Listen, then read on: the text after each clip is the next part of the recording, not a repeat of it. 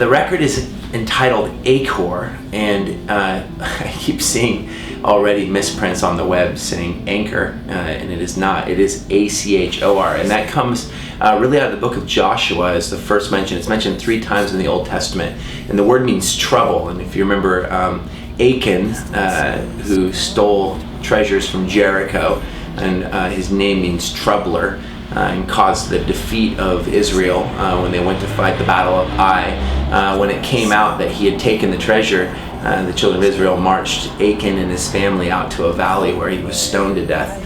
And the place became called Achor, the Valley of Trouble. And you may ask, why would you name a record after that? But the significance of it is that it's a picture of the cross, because the sins of Israel were forgiven when the sin was paid for by blood. And so the Valley of Achor comes into picture again in Isaiah chapter 65.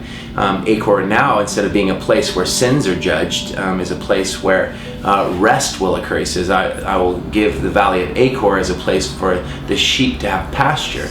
And then most significantly, it's mentioned the third and final time in Scripture in Hosea chapter 2.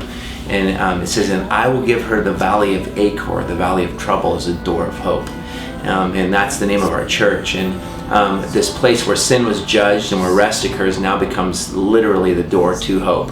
So Jesus on the cross, the same thing. He was troubled so that we could have hope, so that we could have rest, so that we could have forgiveness. And so Achor is a picture of Calvary, and that's why I named the record that. To surprise us with an endless love, He is able to keep us when the dark descends on everything we have known.